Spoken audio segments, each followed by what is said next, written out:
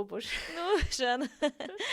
У меня были 2 огромных пакета, кілең жаңағыдай тұсаукесер бесік той. Ұйықтап жатқанда қайта барып көре беремін, қайта тұрып кеткен жоқ па? Может даже срываться на ребенке. Менде сондай моменттер болды. Мен балама уже жатшы ұйықташы деген сияқты айғайлап. А после как будто типа сказка басталады. Прям если есть ад на земле, это был он деп айта алар едім ше.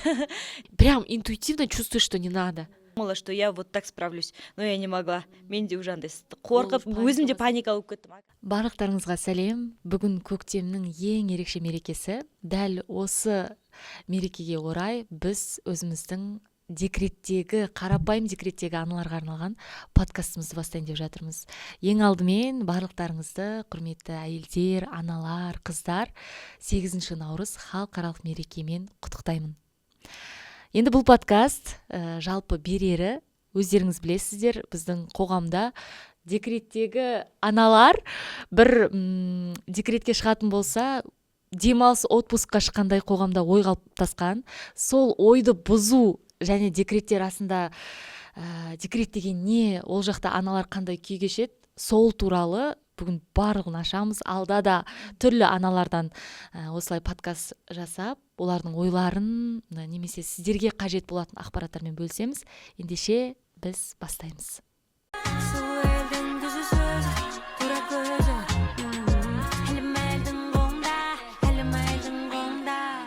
Мама тайм. Менің есімім Лаура, мен өзім декреттегі анамын, қазір 1,5 жасар ұлым бар, Әбілмансұр есімі. Бүгін енді өзімнің осы алғашқы подкастыма мен қонақ ретінде декреттегі ана, өзімнің абысын шақырдым. Сәлем жеңге.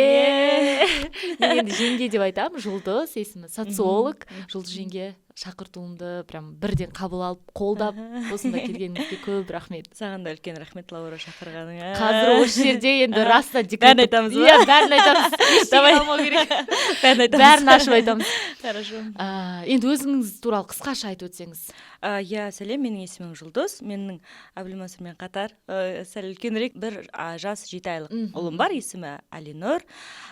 Декретте отырғаныма негізі қуаныштымын деп. Иә, мен декретке келгеніме жалпы қуаныштымын. Сол бұрын өзім универде оқытушы болып жұмыс жасаған. Қазір үйде бала тәрбиесімен айналысып отырмын. Күшті. Екеуі қатар өсіп келе жатыр, мен соған қатты қуанамын. Барлық енді былай ғой, декретте өзіңді түсінетін адам болу өте маңызды екен. Енді осы орайда мен абысыным, екеуміздің баламыз қатар болғаны ол вообще плюс болды да. Көптеген моменттерді бөлісіп, мына жер қалай сұрауға өте күшті. Вместе пережили колики, зубы. Прям режим сон. Енді жалпы енді бұл подкастты жаңа айтып өттім ғой. Мен ойлаймын, декреттегі барлық қарапайым аналар қарай алады. Олар біреуі жаңағыдай өзінің болын көрсе, біреу өзіне пайдалы кейс алады. Сондықтан ашық, бәрін күштілеп айтайық өзіміз. Так, енді қараңыз.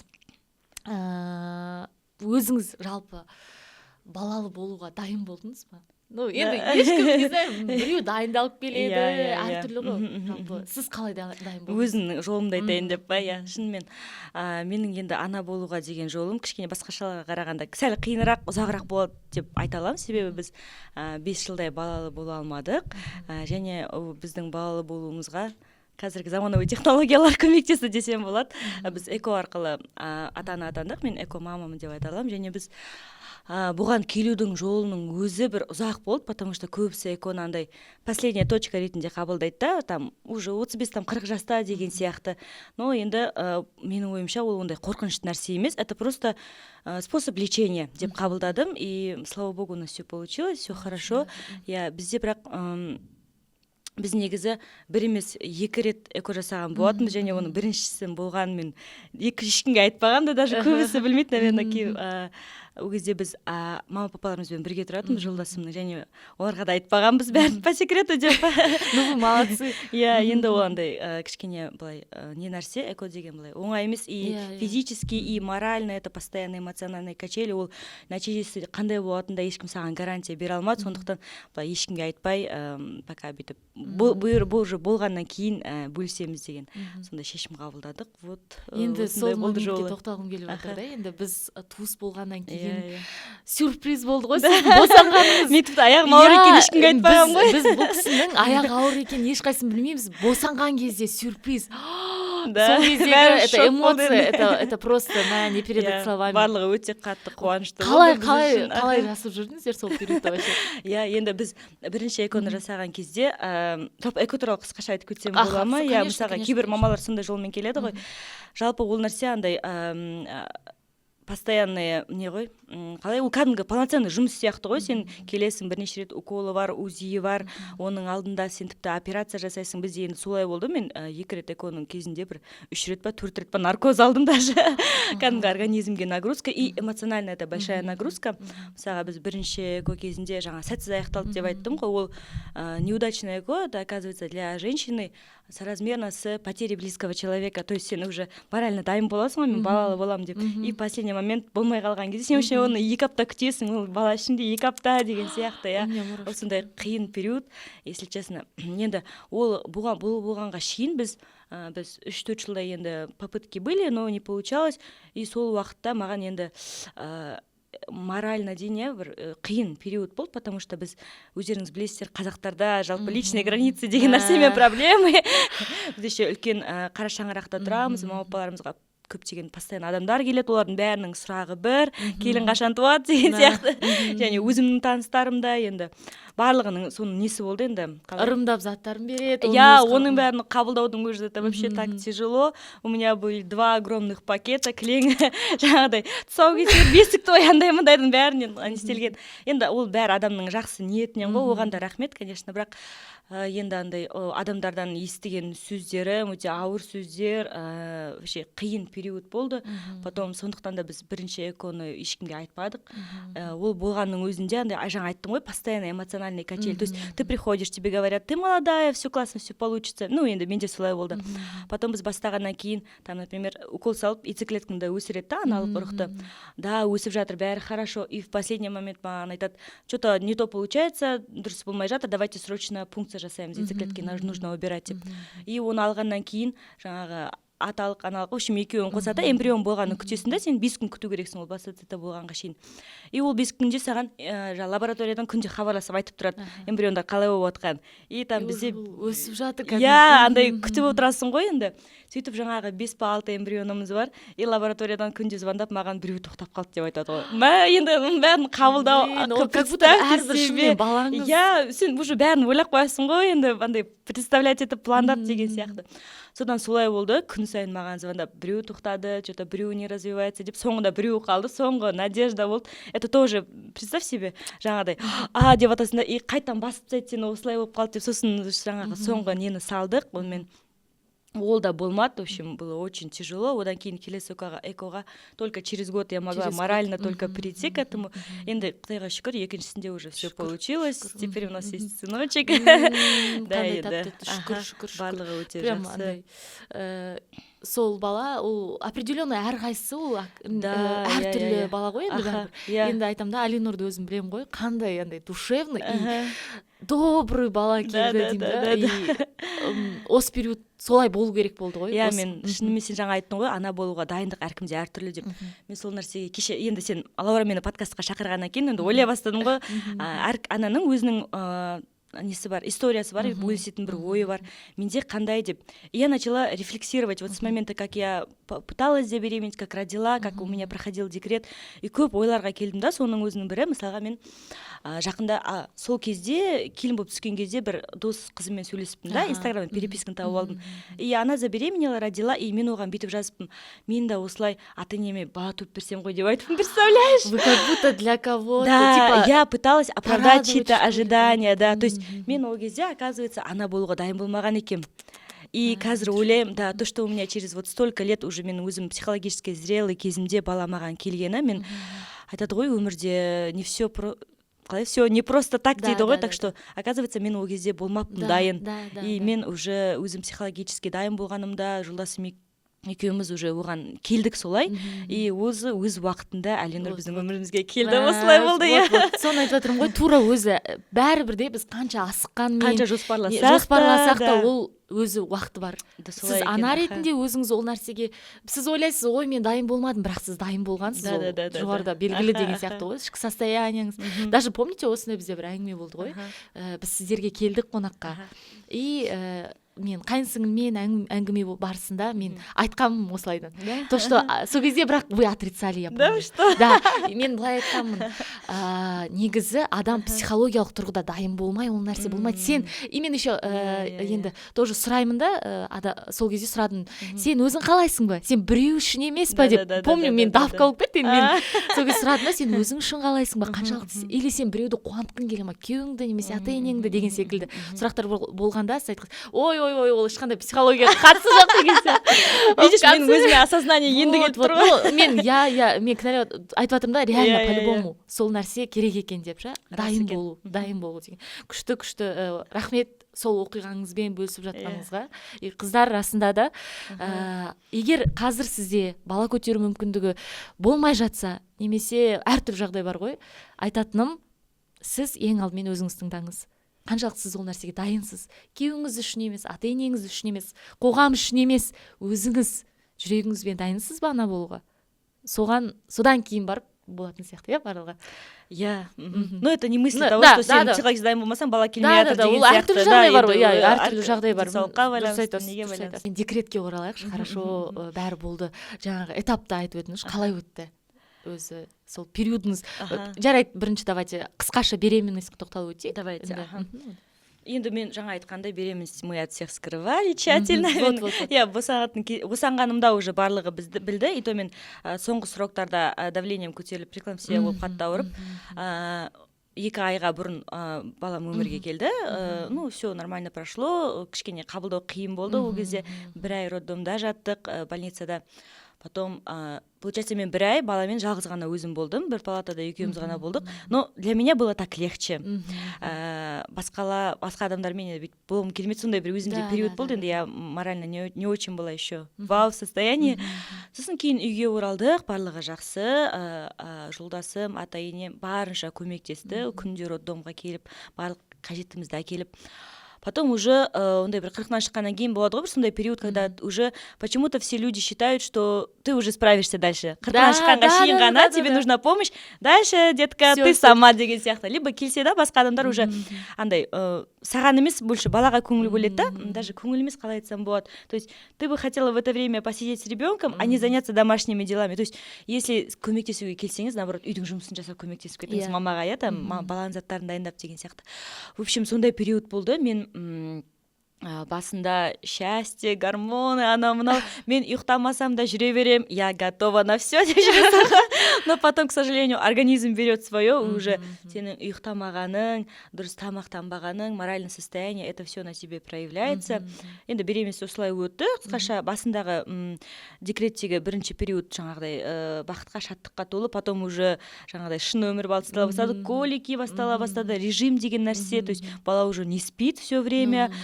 Менде вот декреттегі ең қиын нәрсе не болды десе, мен үшін ұйқы болар еді, баланың ұйқысы. Баланың ұйқысы. На моментке тоқталайықшы. Мысалға, менде былай болды да. Беременностьқа күшті дайындалдым. Курсқа бардым, бәрін өзіме қарадым. Еще мен өзім негізі өте андай жыбырлақ адаммын ғой, тоже. Сол беременность кезінде прям я как будто тоқтадым, спокойная болдым, бәрі балам үшін деп, дұрыс тамақтанып деген сияқты. Ну, бірақ жұмыспен кішкене жұмысқа барып жүрген моменттерде прям декретке шығуға асықтым да, жатып үйде демалсам ғой деп.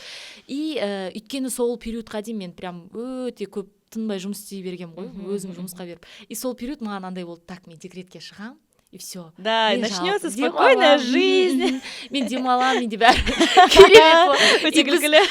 Тут бірінші рет ана болып жатқан қыздар түсінетін шығар, бәріміз именно родыға күшті дайындаламыз туғанға дейін. А после как будто типа сказка басталады. Да, действительно, как будто сказка басталады. И типа все, бөпең бар, ол күшті ұйықтай бере. Оказывается, не так, да? Прям вот сол моментте помню, роддомда мен енді қатты тоже щепетильная мама болдым да. И тут не істеймін ғой.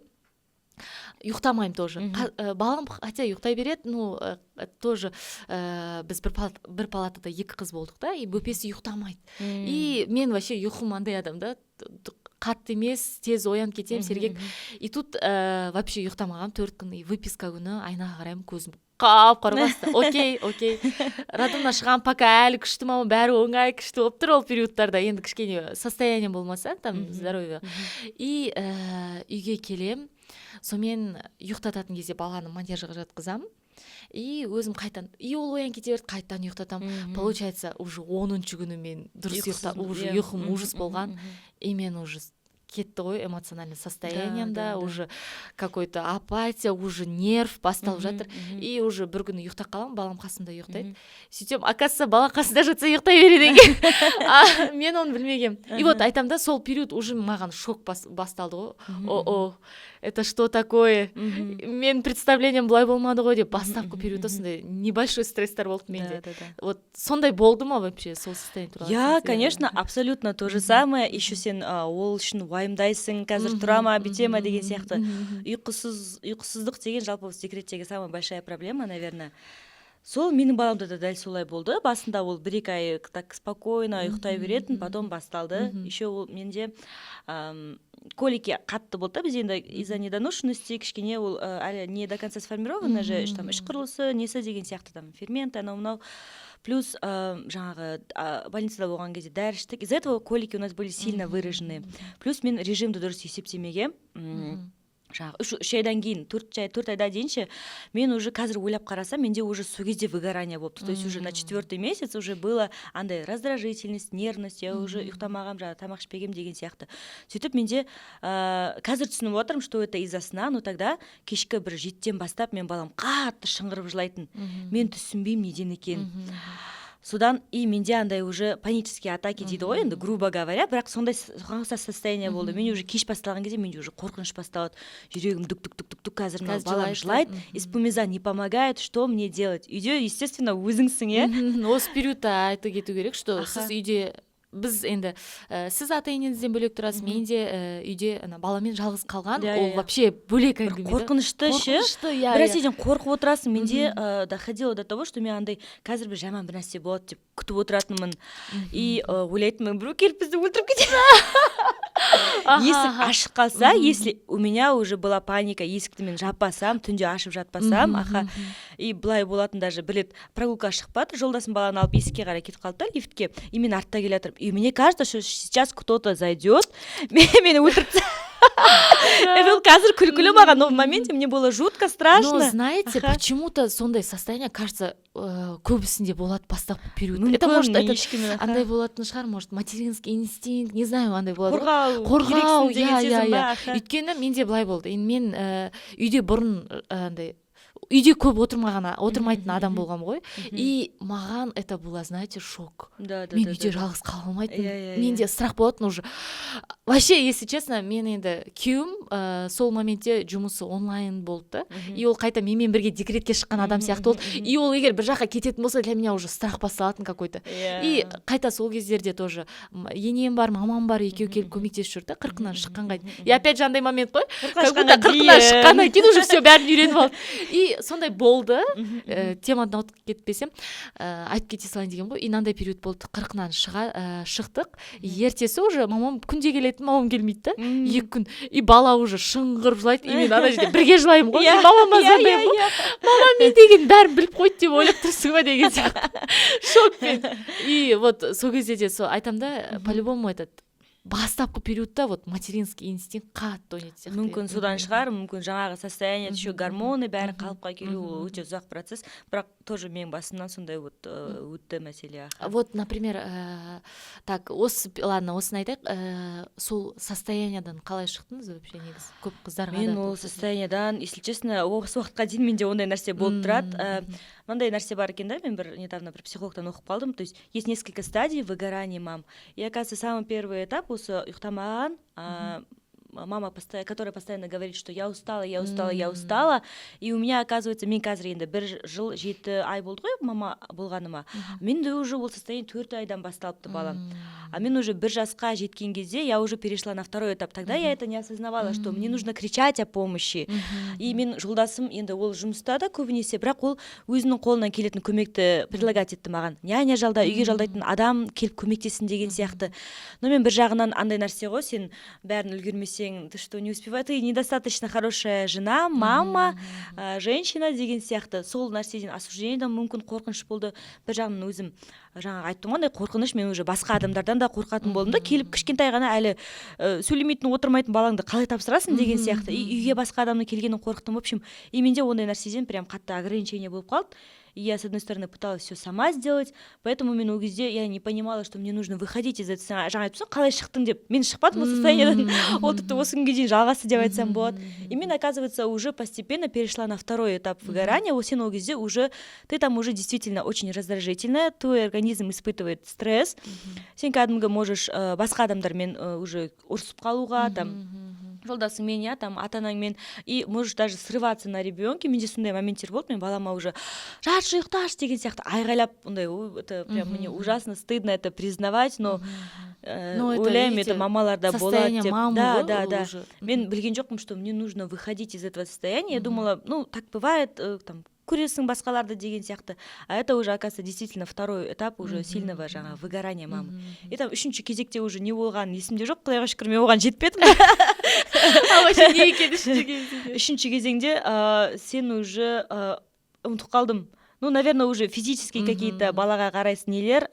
И бұл жаңа сен шығу деген кезде, шығу демекші, 1-ші этаптан шығу үшін, оказывается, мама должна отдохнуть.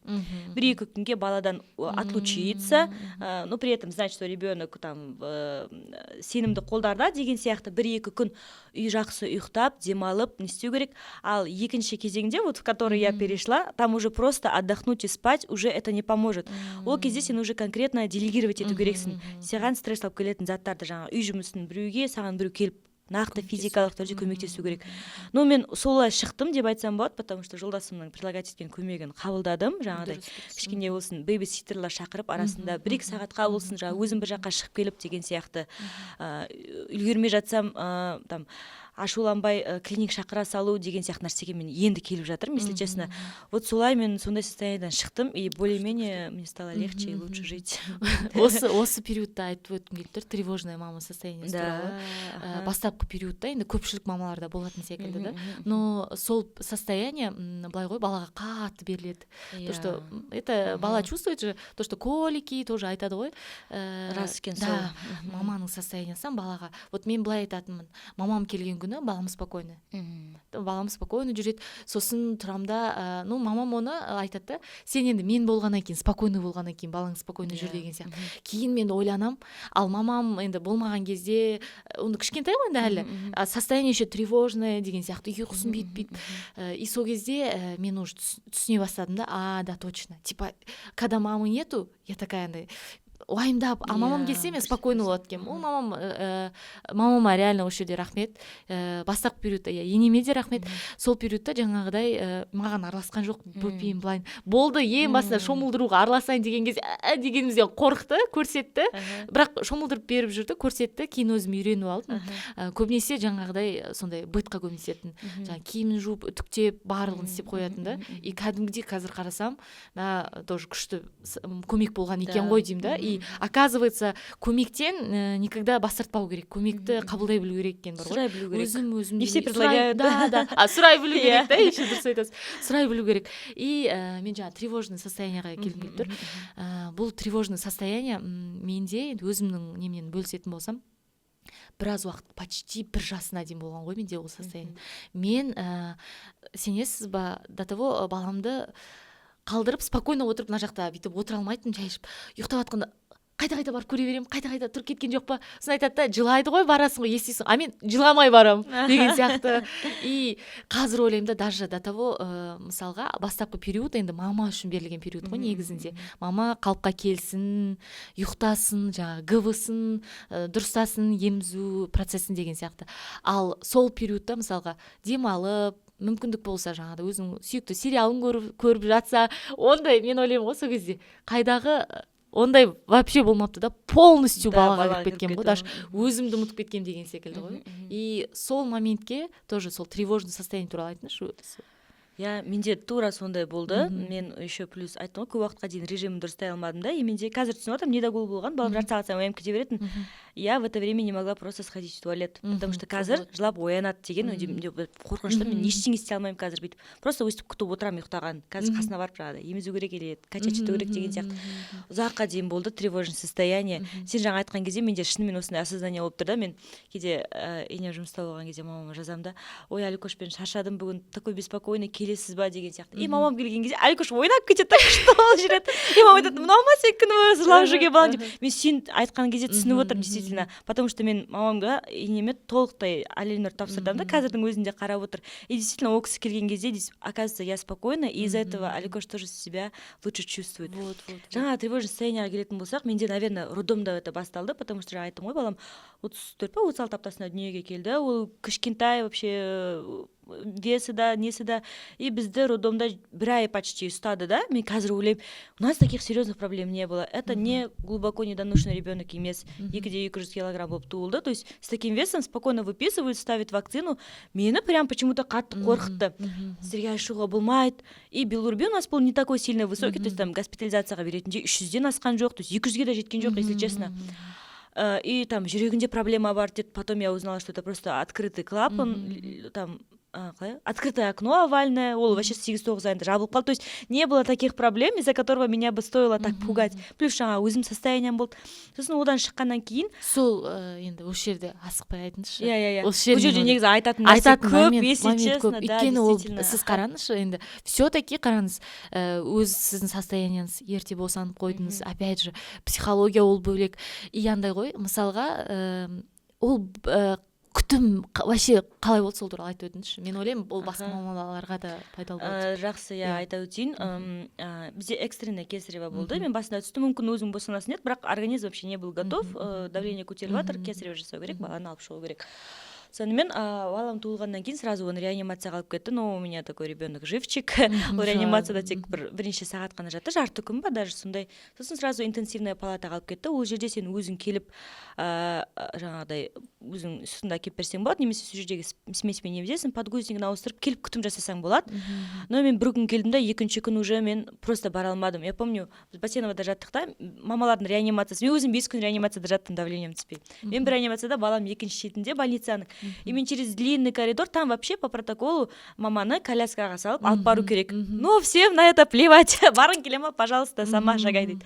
Содан мен балама барам, и мен кетіп баратырмын да коридорда, я чувствую, анда киноларда болдым, мультиктарда бүйтіп звездочка айналатын ше. Вот менде тура сондай болды да, көзім қарайып, я уже падаю. Из последних сил апарып берем да, сөйтіп сосын айтамын, мен бүгін просто келе алмаймын, мен ертең келмей-ақ қояйыншы деп, соның өзінде өзіңді кінәлі сезінесің ғой ше. Они такие, да, хорошо, сіздер реанимацияда жаттыңыз ғой, болды, келмей-ақ қойыңыз деген сияқты. Сөйтіп кеттім, үйге шықтық, это тревожное состояние только усилилось. Сөйтіп шыққаннан кейін бізге выпискаға жазып береді, жаңағыдай там лорға, окулистке бүкіл врачтарды бір аралап шығу керексің дейді. Я только ана выписканы былай ұстап алдым да, вперед дедім ғой, ол менің тревожный состояниемді прям анандай шығарды да, одан сайын бару керек деп, жолдасым түсінбейді. Ер адамдар в этом плане более спокойный же, кішкене ондайды тыңдап үйрену керек екен. Мен оны тыңдаған жоқпын, барамыз деп. Содан бір клиникаға барамыз, маған айтады, билирубин түспей жатыр сізде, это из-за цитомегаловируса деп. Хотя тоже был не сильно высокий, ол кейін оқыдым, оказывается, по доказательной медицина деген нәрсе бар. Вообще ол бойынша сен просто лампа аласың, баланы емізесің, күнге шығарасың. Это лечение на этом ограничивается. Никаких виферонов, урсофальк, провале деген нәрселер керек емес. Но мы через все это прошли. Содан, короче, жаңағы цитомегаловирустың темасына оралатын болсам, мен кейін білдім да, что оказывается, көп мамаларға осы диагноз жазып береді екен. Еще былай, сен көп педиатрлар айтады, инфекционисттер, сен оны емдемесең, ол ертең ДЦП-ға айналдырып жібереді баланы деп. Ой, оны вообще қалай қорықпайсың сапсау баланы ондайға айналдырып жібереді деп. Содан жаңа цитомия көрсе қан тапсырамыз. Қан отрицательно шығады. Инфекция кетеді. Қан отрицательно шыға береді, сіз слики мен моча тапсыру керексіз дейді. Еще оның мындай титрлары бар, анықтайтын. Ол может быть высокий, низкий. Именно бір клиникаға жібереді, бір лабораторияға. Біз сол жаққа барамыз. Там огромная очередь новорожденных детей, которых всех лечат этим цитомегаловирусты емдеу керек деп. Ол жаққа барамыз, анализ тапсырамыз, результат шығады, нам говорят, да, надо лечиться деп бір дәрі береді. Ол дәріні мен берем, еще бергенде де инструкциясын дұрыс оқымай, опять же, вот это состояние мен двойной доза берем. Ой, 2 апта бойы сенесің ба? И это не просто такой витамин С емес, это лекарство прям серьезное. Кейін бір уже доказательная медицина деген не екеніне көзім ашыла бастады, что оказывается нигде в мире в нормальных клиниках тек виферонды салмайды. Это лекарство, которое не имеет лабораторный доказательный эффект. Хорошо деп оны салмай қоям. Сосын бір жақсы невропатолог табам, Кунеев деген кісі, ол жаңағыдай тоже немен современный методпен ғана қарайтын кісі, ол айтады, у вас ребенок здоров, это уже лекарство могло бы даже негативно на центральную нервную подействовать, вообще берме оны дейді. Менде андай шок, қалай маған айтты ғой, что мен беру керек, неужели мен оны алып тастасам ертең балам ауырып қалмай ма деп, менде андай состояние. Но вот я решила довериться, и оны алдым, в общем, все нормально закончилось. И осы жерде айтатыным, саған оказывается жаңағыдай енді жаңағы қоршаған ортаң, жаңағы мама папаң, жолдасың дегеннен бөлек басқа врачтардың айтатыны на молодую мамочку, которая еще ничего не знает, очень сильно действует. Так что в этом плане, оказывается, нужно выбрать только хорошего врача, и андай артық нәрселердегі бір интернеттен оқып алып, біреу айтты деп жасамау керек екен. Сол врачтың айтқан сөзі менде мынандай прям установка болып қалды. У вас здоровый ребенок, он вовремя поползет, сядет, сөйлейді, все у вас будет вовремя. И менде мынандай установка болды. Это вот оны мен қабылдадым, и балам 4,5 айдан жайлап еңбектей бастады, бір жас 2 айында жүрді. То есть жаңағыдай тревожностьті снимать ететін, тебе нужен просто грамотный специалист рядом. Прям осы моменте айтқым келеді. Көбінесе енді мемлекеттік поликлиникаларда көбінесе жас беретін препараттар ғой, былай айтқан кезде. Келіп, даже сен скорый шақырсаң, сен жағы тамағына жағатын өзі, оказывается, ол керек емес балаға. Там балаға самый керек нәрсе, сол, например, просто ОРВИ кезінде это жылы су, мамасы егер емізетін болса, емізу, баланың состояние мамасымен постоянно бірге жүру деген сияқты определенный бір природный нәрселер. Тұзбен суды араласты да, ингаляция жасап, все. Сондай моменттер бар екен, оказывается, кейде вот мен айтқым келеді да, мысалға, біздің қоғамда енді аналарды түсіну аз ба, мысалға даже кейде ойлаймыз да, даже әйел адам врачтардың өзі түсінбейді состояниесін. Там қатты айта салуы мүмкін, сен бүйт, балаң не бере? Сен наоборот қарамадың деп кінәлап шығады ғой. Керісінше мен ойлаймын да, вот сұрағым келеді, керісінше сол кісі итақ қандай состояниеде жүргенін білмейсіз. Вот прям қолдап дұрыс жаңа қызмет көрсетілсе, енді бізде медицина қайта тегін, бірақ соның өзін жаңағыдай әйелдерге айтқым келеді да, сіздер саралай біліңіздер. Саралай біліңіздер балаңыздың әрине кез келген маманың жаңағы тегін, то есть платно барып дәрігерге қарау мүмкіндігі жоқ, бірақ сіздің мүмкіндігіңіз информация көп, информация жетеді, сондықтан соны қарап. Поликлиникаға барсаң, на 3-й день уже выписывают антибиотики. Сосын мен айтамын, я сдала общий анализ крови, посмотрите, деймін ғой, они такие, тапсырдыңыз ба? Ну да, спокойно. Я говорю, сіз даже мен не направили на бесплатный анализ деп ше, ол медицинский жағы. Немен проблема? Осы орайда айтып өткім келеді, басымнан өткен енді, жақ кетіп қалсам да оқиға. Мен баламда ең бірінші рет сол 1 жасқа жақындаған, 1 жастан асқанда ма, ұмытып қалдым, если честно. Температура ма? Да, температура, на фоне прям высокий температуры, фибрильный судороги болды. Это был нереальный шок для меня. Енді мен есіме алсам жылағым келеді ол периодты прям. О боже. Ну, Жан. И это, конечно, страшно для любой мамы. Это страшно, то, что сен балаң кәдімгідей көз алдында дірілдеп тұр, и сен қорқасың, что ол өліп қала ма, не болды деген сияқты. Это прям сондай состояние, и оказывается ол температурасы болған, қол аяғы мұздай, белая лихорадка дейді ғой, сол мұздай бастап, мен что-то айтамын, кажется, температура, и біз ол кезде мамалардың үйінде болғанбыз да. ешқандай андай там градусник ештеңе болмады қолымда. И тут я начинаю қол аяғым массировать етіп білгем ғой, естеп сөйтіп бастаймын. И бір кезде ол жатсам жатырын демей жыбырлақ бала ғой негізінде. И бір кезде алып емізген кезде уже көз алдымда қатып қалды ғой солай. И менде сол кезде шок басталды, и уже скорыйға шақырам дірілдеп звондап жатыр. Мамам, короче, шок. Бір жағына жатқызыңыз, ештеңе істемеңіз деп. И келді, хорошо. Потом бізді алып кетті, больницаға жатқызасыз ба деді. Мен прям интуитивно чувствую, что не надо. Прям интуициям енді рахмет. Солай негізі не подвел десейші. Да, сезді, и мен прям жатқым келмеді. Жатқан жоқпын, өзім отказ жаздым. Күйеуім енді не үшін жата салу керек қой деп тұр. Бірақ прям сол моментте қайтпадым ойымнан. Жоқ, өзім қараймын деп. И сөйтіп үйге платный дәрігерді шақырдым да. И ол кісілер айтты, прям на фоне высокой температуры болған, это нормально. Бала көтере алмай қалған, ол болады. Тек 3 күн солай температурасын сбивать етіп отырасыз, там обтирание теплый немен, кәдімгідей солай жағы несін жаропонижающим беріп деген сияқты. Солай 3 күн күтіп нормально болды. Сол страх қалып қойды. 4 айдан кейін ғой деймін. Қателеспесем 4 айдан кейін ба? Так, это когда было? Декабрьда. Қайталанады ғой. Ол судорги біз еще жолға шығайын деп тұрдық, сол периодта білесіз ғой, енді оны қатты ашып айтпай қойын. И біз дайындалып жатырмыз жолға шығуға, и бір момент он өте күшті нормально жүрген, и температурасы көтеріліп кетіп, бұл жол уже папасының қолында басталады. И сол кезде опять бізді скорый алып кетті, и алып кеткен кезде уже бізді жатқызатын болды, уже екінші рет қайталанып жатыр, это не деп. Сонымен мен хорошо енді жатуға келістім, өйткені прям қорқтым, под контролем болайық деген сияқты. Бірақ бізге уже антибиотик ішу керек деген айтты да. Хотя у вас вирус. Да. И олар айтады, там анализ сразу тапсырдық, қаны бәрі таза, хотя жоқ, болмайды, им прям навязывали, понимаете? Я басында я прям отказывалась. Потом маған айтады, сен баланы қорқпайсың ба? Уже сондай наездер кетті ғой. Сен сол баланың денсаулығы үшін қорқпайсың ба? Ол қаяқтан? Мен сол кезде платный не беріп едіңіз ғой. Мен онымен сөйлесіп жатырмын, ол айтады, так қанды көру керек, если нормально, не надо деп тұр ол маған. Сол кезде прям маған андай болды ғой, давка. Я сама не хочу, а прям блин деп. И сосын пришлось, окей, айттым, онда самый осындай легкий дозасында ішетін, қабылдаймыз 3 күн, окей деп не істедік. И кейін уже 3 күннен кейін мен өзім уже шығам дедім. Шықтым, и үйге шақырдым опять же врач. И ол айтады, да, ода жаңағыдай вирус болып тұр. По идее, антибиотиктің еш қажеті жоқ еді. Ну ладно, ештеңе кетпейді, бір реттік не, ол страшно емес деген секілді. Енді біз неге антибиотиктен қорқып тұрмыз? Вообще сол туралы айтып өтіңізші негізі. Қалай негізі? Неге сонша вообще негізі көп бізде сразу бірінші береді антибиотик. Но антибиотиксіз бала өз иммунитет қалыптасып, өзі организм күресіп шыға алады ғой. Да. Сол туралы. В общем, антибиотик негізі ешқандай зияны жоқ. В случае, если он нужен. А нужен он не всегда. Балалар негізі жиі ауырады ғой, температура көтеріліп, но часто это всего лишь вирусы. То есть инфекцияның өзі, потом уже оқып кішкене істеп бастадың ғой, балаң ауырғаннан кейін.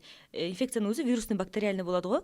И бактериальный кезінде ғана нужны антибиотики. А чтобы их пить, нужно сначала сдать анализы, посмотреть общий анализ крови. Там өзінің нюанстары көп, мен енді врач емеспін, айтпай ақ қойын, просто былай общий бір оқып алған білуіміз ғой, педиатрлардан біліп деген сияқты. Поэтому, если у вас ребенок болеет, и у вас 5-й день температура или 14 күн кашель, это не показание к антибиотикам, а всего лишь вам нужно найти хорошего специалиста, и ол антибиотик оны емдеп шығармайды в итоге. Ол просто өзінің біту уақыт келгенде бір бітеді да, бірақ қарапайым ғана әдістермен жеңіл жаңағыдай су, физраствор деген сияқты мұрын тазалау арқылы баланы емдеп шығуға болады. Ну, антибиотик керек только в случае, если это действительно у вас бактериальная инфекция. Мен жаңа бұл жерге еще айтқым келген, фибрильный судороги туралы. То, что оказывается, міне на фоне сондай жоғары температура кезінде балада кейбір балаларда өзі определенный сондай балалар болады екен. Особенностьтар болады да, организм көтере алмайтын. Ондай мамалар да бар шығар, қорқатын шығарсыздар. Бірақ ол былай айтқанда, міндетті түрде әрине тексеру керек деген врачтардың тексерілген жақсы әрине. Бірақ ол қатты қорқынышты емес екен да. Ол жаңағы нервный клеткасына миына әсер етеді деген ол олай емес екен. Оказывается, олай емес. И поэтому жаңағы егер сіздің балаңызда ондай жағдай болатын болса, жаңағыдай бірден антибиотик беруге немесе больницаға жатуға емес, алғашқы көмектерін өзіңіз қолыңыздан Да, вот келетінін сол айтқым туралы келеді шынымен да. де айтқым Балаға келген, аха. келетін опять же мамасының көп жағдайда мамасының ішкі состояниесі екен. Мен сосын ойладым ғой, почему екінші рет қайталанды, даже енді Сондайға кетіп қалды ма уже? иә, типа сосын ойлаймын да, по-любому миымнан кетпепті екен. Мынау қайталана ма? Мынау қайталанады ғой, қашан қайталанады деп, как будто я этого ждала, түсінесіз ба? Күтіп жүрген сияқты, қай кезде так деген сияқты. Уже менде страх, чуть что там градусник деген секілді ше. И әрине ол өлшеп тұру керек, температурасы болып тұрса, егер ондай фебрильный судороги болатын болса, уже 38-ден асып бара жатыр ма, сразу уже сбивать ету керек да температурасын. Вот соған көңіл бөлген дұрыс деп ойлаймын. Да, и в целом мамаларға андай бірінші алғашқы көмекті көрсетуді үйреніп алу керек Иә, сияқты. иә, дұрыс. Температураны қашан сбивать ету керек, баланың состояниесін уже үйренесіз ғой, и прикорм бастаған кезде как оказывать первую помощь, потому что қақалатын ситуация бар. Менде болған, балам қақалып көк күмбек болып кетті кәдімгідей, уже демалмай қалғаннан. Ол кезде мен Сіз үйімде білдіңіз ба ол болған, кезде, например, помощь туралы? білдім, мен талай рет видео көргем. Я думала, что я вот так справлюсь, но я не могла. Мен де уже андай қорқып, өзім де паника болып кеттім, оказывается нет. Сөйтіп мамам болған үйде, ауылда болғанбыз, Ақтөбеде. Мамам келіп арқасынан ұрып, жаңағыдай первую помощь, она просто вот так тук-тук деді да, шықты ғой жаңағы, свекламен қағалып қойған. Сондықтан бірінші көмекті үйрену керек, но қанша білсең де сен оны жасай алмай қалуың мүмкін, так что только спокойствие. Вот самый мамаларға көмектесетін спокойствие, состояние. Енді осы периодқа қайтадан келейікші, сіздің жаңағы состояниеңіз, окей, поддержка, кеуден поддержка қалай болды сізде, вот, например. Окей, поддержка в плане, сіз жаңа айтып жатсыз ғой, ақша, көмек, нянька, ну, морально. Да, это у нас вообще больная тема деп. Давайте поговорим об этом. Хорошо. Негізі, қазір ойлап қоям. Я вас перебью, пожалуйста, сори. Мынандай опрос жасадым да, просто қыздардан, үй жақта, көшеде, двордағы мамалардан. Декреттесіге ең жетіспейтін не десем, айтады да, внимание дейді. Күйеуінің вниманиясы екен да. Кімнің деймін ойшы мен? Күйеуімнің дейді. И бір емес бірнеше әйелден естідім да. И вот, можете продолжать. Айтқым келіп тұр да, что это важный момент. Да. Прям бүйтіп внимание жетіспейді деп айта алмаймын, бірақ в целом күйеуімнің енді ол өзінің жаңағыдай бизнесі бар, оны жүргізу керек деген сияқты. И ол таңертең кеткеннен кешке, там даже кеш қайтуы мүмкін да. Содан вот мен постоянно жалғыз өзім болдым ғой баламен. И мен күйеуімнің предлагать еткен көмегі андай болды да, там біреу тап, жалда деген сияқты. А мне нужна была не такая помощь. Мен думаю, что мама поймете, бірінші очередь оның бәрін ол периодты жолдасымен бірге өткің келеді да, потому что сендер полноценный ата-анасыңдар. И когда твой муж жаңағыдай балаға бірге ойнап тамақ беріп біраз істеп жатса, это не помощь маме, это сородительство. Да. Вы просто разделяете общую обязанность деген сияқты. Содан біз жаңағы роддомға келгеннен кейін енді біз ұзақ уақыт болмадық, күйеуім андай уже сағынған өзі болған деген сияқты. Сөйтіп ол бір айдай где-то даже больше, наверное, ол жұмыстан келеді, көмектеседі, жаңағыдай келеді, сразу баланы қолына алып, мен жатып ұйықтап алам. Тоже сен жаңа подкасттың болады дегенде уже ойлана бастадым да, біз вообще как у нас все было деген сияқты. Потом түнде тұрған кезде көтеріп манежден әкеп береді маған, мен емізем, ол кекіртіп қайтадан ұйықтатады. То есть вначале от него была вот такая включенность, помощь. Потом мен жаңағыдай уже инстаграмнан талай рилстар көріп алғам, ютубтан, я эксперт, я знаю все, мне никто не нужен. Содан жаңағы күйеуімді критиковать ете берем. Дұрыстап атқан жоқсың, бүйтпеу керек. Кто любит такую критику, да? Сосын ол да уже начал отстраняться, и мне кажется, он про себя так подумал, что если я в этом не силен, то мен өзімнің не қолымнан келеді, соны істей берейін деген сияқты. И ол наоборот жұмысқа больше кетіп қалды, но маған ол наоборот қиын болды, потому что мен даже критиковать етсем да істей берсін деп ойладым да енді ішімнен. Сондай бір негізі ол жағы маған қатты қиын болды. Қазірге шейін мен андай күйеуім андай кішкене өзімен өзі сам по себе андай не да, үйде да, бытта да. И оған андай қазір баланы алшы, мен барып посуда жууым керек деп айту керек. Ол сен айтсаң мен істеймін ғой дейді. Но ол тоже энергия кетіреді. Это занимает огромное, потому что ол, оказывается, называется как это, то есть ты все равно в это время ответственна за ребенка. Ол баламен ойнап отқан кезде памперсы қайда деп мені шақырады. А я, то есть, в это время не могу отключить мозг, не думать о ребенке и во что-то переключиться. Я до сих пор вот так тревожная сижу и думаю, қазір ол шығып қойса мен барып жуындырамын ғой. Қазір қарны ашса барып мен суын беру керекпін деген сияқты. То есть просто сидеть играть с ним, это ты не берешь полную ответственность от мамы. И сен включенный емессің ол кезде. И мама все равно должна как-то это регулировать, менеджментом заниматься, и сен все равно онда беспокойный. Миың бос болмайды, босамайды, аха, сондай состояниеде отырасың. Так что ол мынандай ғой, енді жаңа сіз айтып жатсыз ғой, ата-ана ол мынандай емес та, сен 70%, сен 30% ата-анасың. Типа, екеуі де 100%, сен де 100% ата-ана, сен де 100%. Я хорошо понимаю, мама, ол мама, я мамасына бастапқы периодта бала мамасына нуждается бар ғой, мамасы ғана керек оған, окей.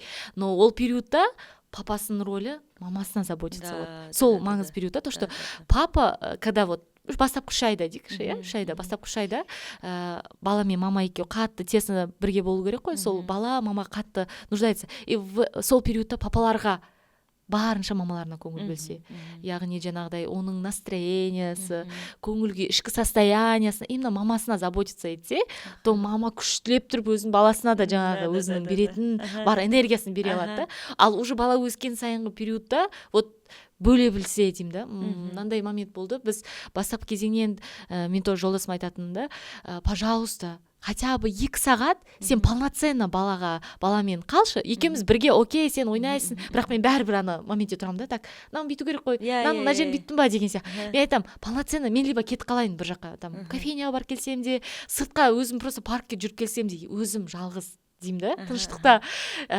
Сөйтіп көп айтып жүріп, енді келдік қой сол моментке, сол периодқа енді келдік да, что мен енді осылай өзімнің бір ісімді бастап.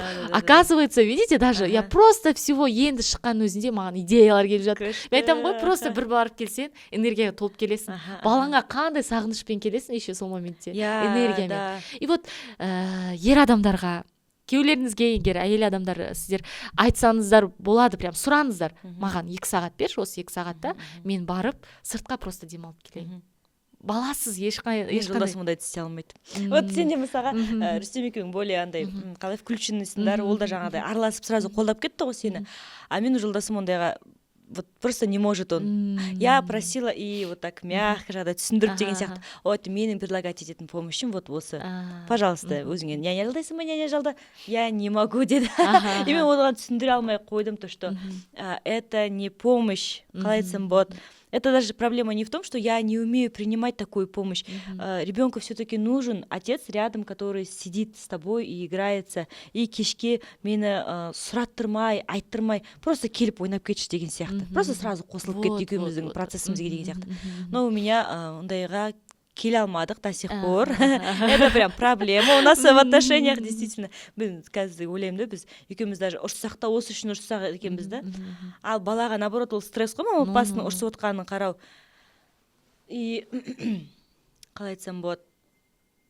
Сен, получается, это такой замкнутый круг, ты просишь мужа с ним посидеть, вместе куда-то выйти, качественно провести время. Мен көбісінің түсінігі андай ғой, мен бір жаққа семьямды кафеге, ресторанға шығарып келдім. И сен отырасың да, и ты по-любому кормишь ребенка, и ходишь с ним в игровую деген сияқты. Мама демалмайды ондай уақытта. Я делаю то же самое, только не дома. И басқаша уже андай өзің кірісу керексің деген сияқты мен көмек сұрап на фоне этого екеуміз ұрыссамыз да. И получается, наоборот, ребенок это видит и получает стресс, и сондай замкнутый круг, и сен наоборот өзіңді кінәлі сезінесің от того, что может все-таки я виновата, надо бы принять эту помощь и уже нанять эту няню или там садикке берем ба деген сияқты. Но что делать, если я этого не хочу? И прям келіспеушілік осы үшін бізде дәл осы тақырып үшін көп болады бізде. И өзіңдегі әлі келмеді, жаңа сен айтып тұрсың ғой, бір жаққа 2 сағатқа кетіп қалу деген сияқты ше. Ну вообще енді біз қалай келіп жатырмыз деймін да. Ең бастапқы периодтан осы біз ата-анамыз деген білгеннен бастап біз уже сөйлесіп бастадық да, сол кезден бастап уже құя беру керек та деген миына. Андай, то что сен біз екеуміз полноценный ата-анамыз. И сол периодтан екеуміз то что көп әңгімелестік и басақ периодтан андай вовлекать етіп не үйрендік. Рүстем көмектеш, и ол мен ойлаймын да, оның көбінесе енді салыстырмалы түрде баласымен қалай айтам, качественно уақыт өткізе алуының несі бастап периодта ол прям көп көрді маманың, что оңай емес екен. Ол еще жаңағы роды дегенде партнерский родыға қатысты да, именно роды болатын кезде шығып кетті, но до этого маманың толғағы болатын процесте ол мен қасында болды да, и ол сол периодтан бастап барлығын көрді да, и он, я могу сказать, что он меня понимает деп да, ну қазір конфликтный моменттер болады, мен шаршап жатырмын, сен неге өйстіп айта бересің деген сияқты моменттер болады, потому что күні бойы сен уже бала полный энергияңды алып, кешке уже выжатый лимон болып тұрасың, а там күйеуіне вообще энергияңда жоқ деген секілді, ал содан конфликттер пайда болады да, бірақ бір плюсы ол сол периодтарды көріп, жаңа бастапқы периодта онлайн жұмыс істегенде үйде болған кезде ол нені көрді да, то что оңай емес екен, баланың ұйқысы да, мен түнімен ұйықтамаймын, олар рахаттан ұйықтап жатады, папалар мысалға. Мы тоже на самом деле об этом много говорили, ол тоже басында көрді, жаңа айтты ғой, бірінші 2 ай прям он был сильно включенный деп ше, сол кезде ол сен бір ай бойы осылай ұйықтамай шықтың ба түнде деп, тогда он это видел, но кішкене адамның жаңағыдай характерінің ерекшелігі деген сияқты тоже әсер етеді да, оны галлоп тест тапсырғанбыз, и менің жолдасым мындай не адам екен, он мыслит более глобально, оның айтатын, мысалы кешке келеді да, там бүгін істедім бір деп сұрамайды, ол кешке отырып, так Аликуш Шоқан мектебіне береміз ба, уже алға кетті, андай, или отырып біз 45 жаста Калифорнияға көшсек қалай деген сияқты ше, а мен ол кезде уже баламен целый день түсінесің ғой, кешке болады сайын, ты просто ждешь, когда он покушает и уснет деген сияқты. И ол келіп анандай философский нәрселерді қозғалды, слишком глобальный, а я не такой человек. Мен андай қазір бар нәрсені ғана көңіл аудара аламын да, я так глобально мыслить не могу. И сол үшін мен айтамын, я вообще не в состоянии сейчас тебя поддерживать деймін ғой қазір. Мен саған жоқ деп айтамын, сосын сен ты меня критикуешь деп айтамын, и из-за этого мы снова поругаемся деймін ғой. Так что оның андай кішкене мышлениесі басқаша адамда ше өзінің по характеру. Конечно. Хотя мы тоже много к этому готовились, говорили, но нюанстар болып тұрады. Иә, ол опять же адамның характеріне байланысты ғой. И ол кісі тем более қазір қанша көп адамға зато көмектесіп жатыр да. Былай ғой, определенный кейде тоже байлап қалмау керек да. И ол кісі қаншама басқа балаларға білім беру жағынан енді сол салада ол кісі жақсы жұмыс істеп жатыр ғой. Сондықтан иә, баланс по-любому андай болып кетуі мүмкін. Иә, жұмысқа көбірек деген сияқты. Но Әділет аға көбірек араласыңыз. Енді осы жерде уже уақытымыз не болып жатыр екен да, қысқаша тоқталып кетейікші бала күтіміне, и сол бойынша айтып өтсеңіз өзіңіздің жалпы қандай бір бала күтіміне байланысты, вот мен үшін осы нәрселер маңызды, вот мен үшін осындай маңызды деген сияқты. Так, бізде енді жаңа айтып отырсың ғой, бәріміз родыға дайындаламыз деп, менде де солай болды. Я много читала про роды, курсқа бармадым, бірақ жаңағыдай йогаға барып дайындалып деген сияқты. Но потом что будет дальше деген нәрсеге менде особое представление болмайды да. Сөйтіп жаңағыдай курстар арқылы, жаңағыдай ютубтан қарап, инстаграмдан қарап деген сияқты дайындық болды. Я примерно знала, что делать, но все равно, когда сен бәрін автомате істеп атасың да, и кейде даже дұрыс істеп атсың ба, істеп атпайсың ба, білмейсің.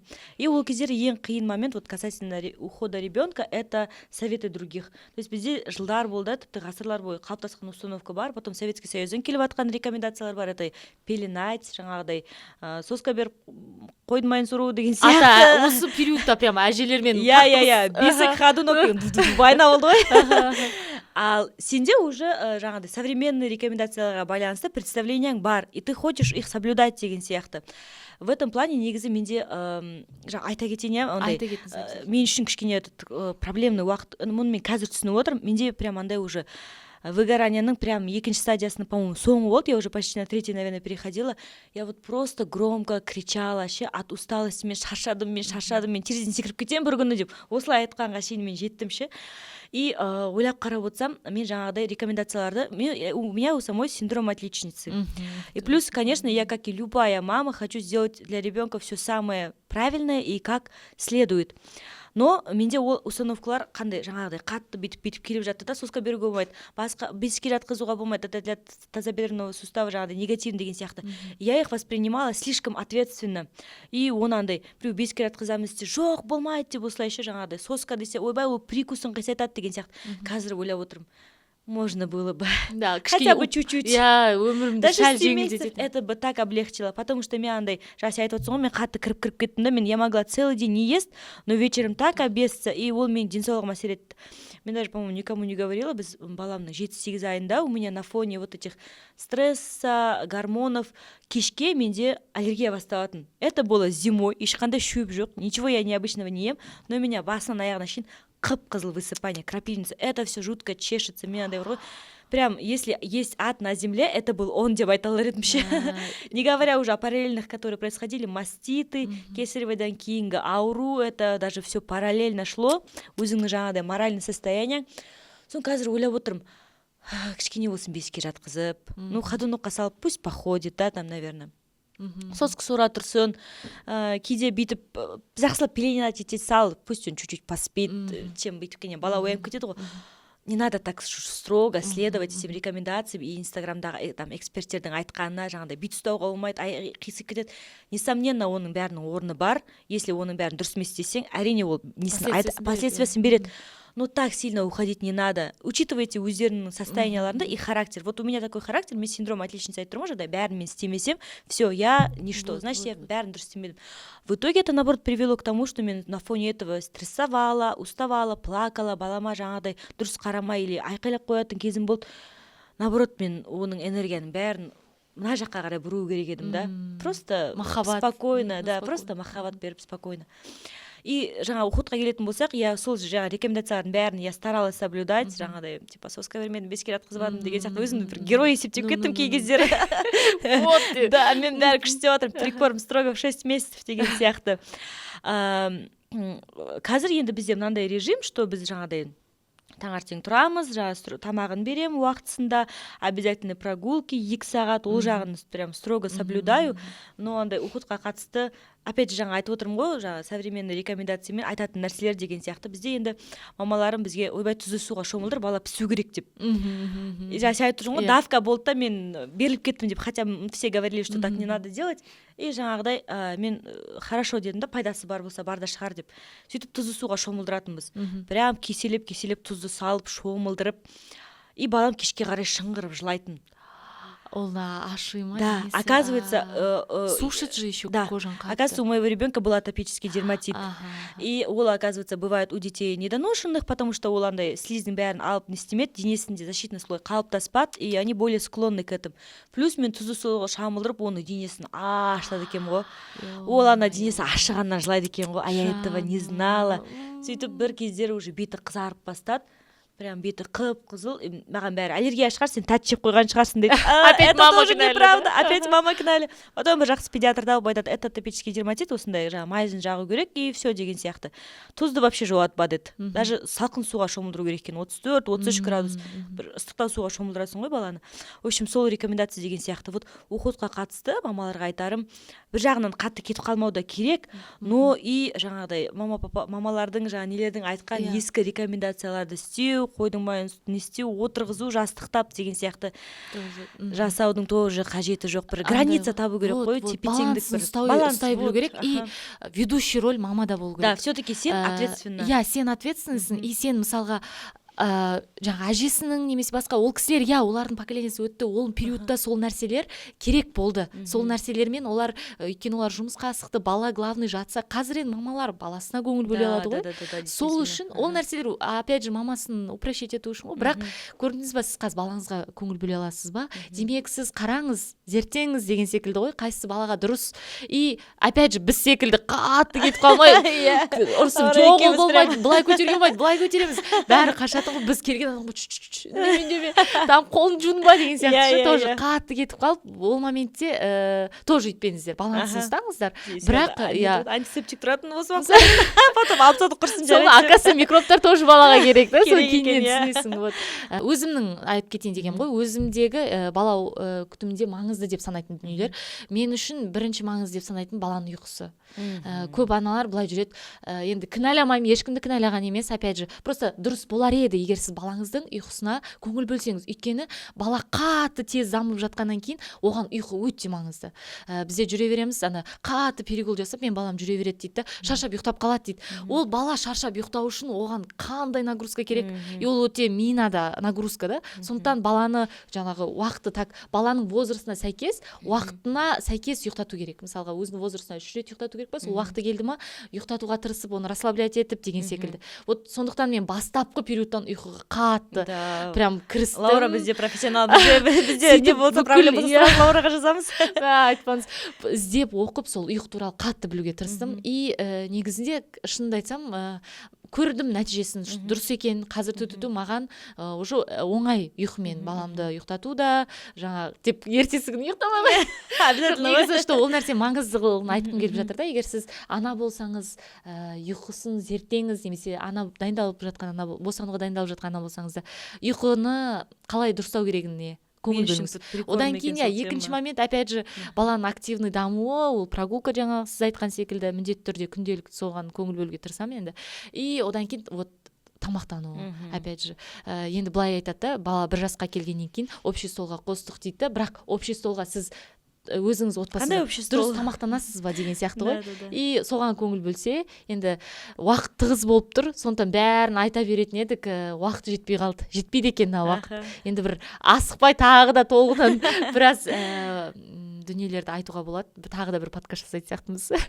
Енді Жұлдыз жеңге, сізге көп рахмет. Прям уақытыңызды бөліп, ашылмай қалды, әлі көп нәрсе айтылмай қалды, бар ғой, аз болып қалды. Өзіңіз енді қорытындылап, қысқаша айтарыңыз болса. Мен сол мадам айтып жатқан нәрсем сол: не доводите себя до такого состояния, когда вы говорите, что хотите прыгнуть с окна. Даже в шутку. Ондай нәрсеге болмау керек. Көмек сұрау керек, көмек предлагать етілмесе требовать ету керек, басқа жолдарын іздеу керек. Но не нужно думать, что вы должны успеть все и быть идеальной мамой. Енді айтқым келгені, әрбір ана ол өзінің баласы үшін ең керемет ана. Сондықтан лучше болуға, жаңа сіз айтқан, идеально болуға тырыспаңыз. Өзіңіздің эмоциональный состояниеңізді ұмытпаңыз, өзіңізбен жертвовать етпеңіз. Қазір алдарыңызда сол состояниедан да шығып, енді үйреніп жатқан, хотя баламыз уже 2-ге келеді, біз енді үйреніп жатырмыз. Бұл нәрсені басынан бастауға болады екен, иә? Сондықтан сіздерге бүгінгі әңгімемізден бір алар ой болса, немесе өзіңізді бір определенный болыңызды көрсеңіз, біз қуанамыз. Біздің қателіктерді қайталамаңыз, пайдалы болған дүние болса, өзіңіздің өміріңізге іске асыңыз деп айтам. Жұлдыз жеңге, сізге рахмет. Сіз расында да ең керемет анасыз. Сізден мен көп нәрсе үйрендім, білдім, сондай бөлісетін адам болғанына мен өте қуаныштымын. Рахмет сізге. Өте керемет бала тәрбиелеп жатырсыздар. Алинұрға мен тілерім денсаулық, өзі қандай жүрегі нәзік, сондай әлемге ашық бала болса, оның әлемі де тура сондай, оны қоршайтын адамдар да сондай болсын. Тек қана жақсылық тілеймін, жақсы көремін. Рахмет келгеніңізге. Рахмет. Давайте бір құшақтасып қояйық. Давай.